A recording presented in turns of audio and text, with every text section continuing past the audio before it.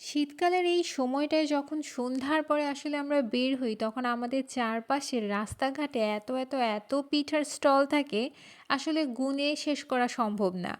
আর এই সকল পিঠার স্টলেও নানান ধরনের পিঠা থাকে, কিন্তু দুঃখের বিষয় হচ্ছে এই সকল পিঠা কিন্তু সবসময় যে অথেন্টিক রেসিপিটা আছে এটা ফলো করে না। যেমন আজকে আমি আপনাদের সাথে কিন্তু একটা চমৎকার পিঠার রেসিপি শেয়ার করতে যাচ্ছি এবং একদমই অথেন্টিক রেসিপিটাই শেয়ার করতে যাচ্ছি।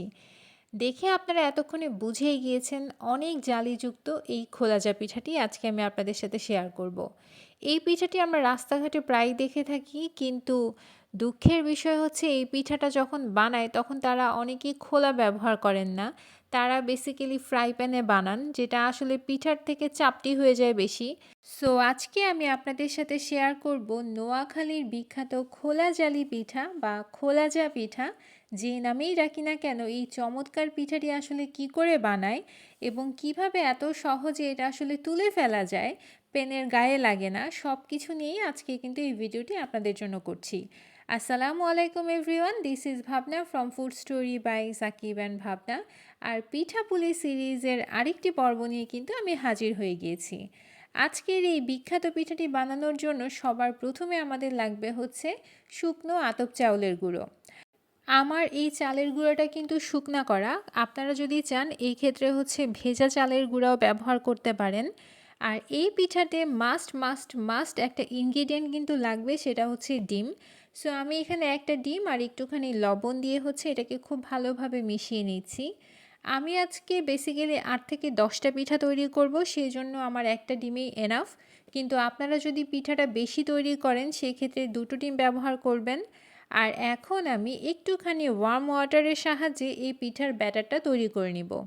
আপনাদেরকে একটুখানি বলে রাখি, আপনারা যদি খুব বেশি উত্তপ্ত গরম পানি ব্যবহার করেন সেক্ষেত্রে পিঠাটি কিন্তু সুন্দর হবে না। আবার যদি ঠান্ডা পানি ব্যবহার করেন সেক্ষেত্রেও পিঠাটি হবে না, যেহেতু আমরা শুকনো চালের গুঁড়ো ব্যবহার করেছি।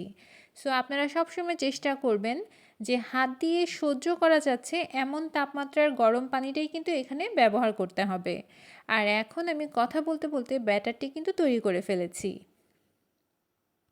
খোলা জালি পিঠা বা খোলাজা পিঠা যে নামেই ডাকি না কেন, এই পিঠার যে ব্যাটারটা আছে এটার কনসিস্টেন্সি কীরকম হবে সেটাও আমি আপনাদের সাথে একটুখানি শেয়ার করে দিলাম, যাতে আপনারা বুঝতে পারেন। এটা কিন্তু খুব বেশি ঘনও হবে না, আবার খুব বেশি পাতলাও হবে না।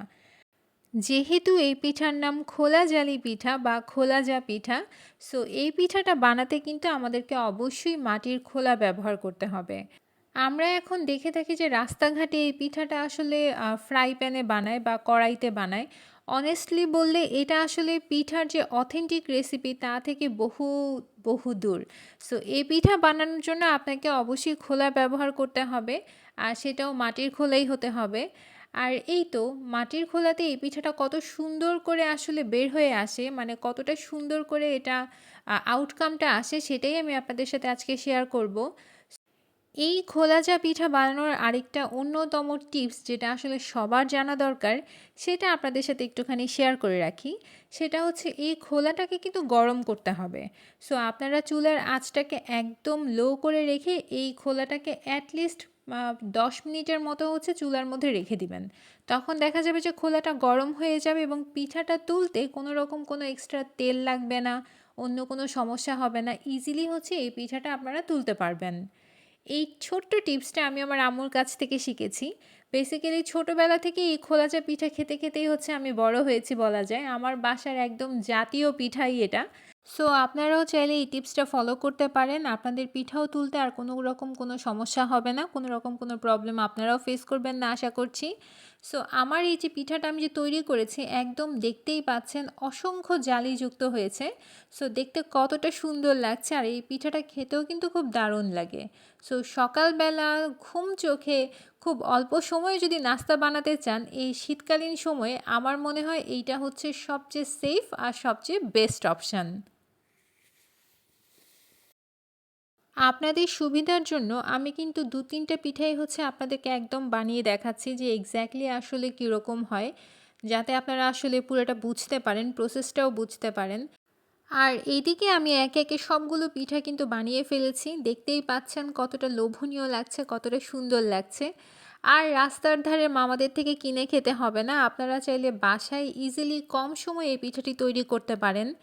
আর সত্যি বলতে আমার কাছে মনে হয় এই পিঠার থেকে সহজ অন্য কোনো পিঠা আসলে হতে পারে না। তাই যারা এখন পর্যন্ত এই পিঠাটি তৈরি করেনি তাদেরকে বলবো একবার হলেও এই পিঠাটি তৈরি করে দেখবেন। পরিবার পরিজন নিয়ে সকালের নাস্তায় এই পিঠাটি তৈরি করলে কিন্তু মন্দ হবে না। আজকের এই ছোট্ট রেসিপিটি আপনাদের কেমন লাগলো আমাকে অবশ্যই কমেন্ট সেকশনে জানাবেন। ভিডিওটি ভালো লাগলে অবশ্যই লাইক এবং কমেন্ট করতে কিন্তু ভুলবেন না। আর যারা আজকে আমাকে প্রথম দেখছেন তারা প্লিজ আমার পরিবারের সদস্য হয়ে যাবেন। প্লিজ সাবস্ক্রাইব করবেন আমার চ্যানেলটা। শীতের দিনে এরকম গরম গরম মজার মজার পিঠার রেসিপি যদি আরও দেখতে চান তাহলে অবশ্যই আমাকে কমেন্ট করে জানাতে পারেন। আর আপনাদের যদি কোনো আবদার থাকে বা আপনাদের যদি কোনো পিঠার রেসিপি জানতে চান আপনারা, সেটাও আমাকে কমেন্ট সেকশনে জানাতে পারেন। আমি চেষ্টা করব আপনাদের আবদার পূরণ করার। সো আর কথা না বাড়িয়ে আমি চলে যাচ্ছি, আপনাদেরকে পিঠাটা একটুখানি ভেঙেও দেখাবো যে আসলে কতটা সফট এবং কতটা সুন্দর হয় এই পিঠাটা। খেতে যেমন মজা, দেখতেও কিন্তু খুবই সুন্দর লাগছে। আর আমার এই রেসিপি ফলো করে যদি আপনারা খোলাচা পিঠা তৈরি করেন তাহলে আমি গ্যারান্টি দিচ্ছি আপনাদের পিঠাও কিন্তু একদমই পারফেক্ট হবে। সো দেরি না করে অবশ্যই একবার হলেও ট্রাই করবেন।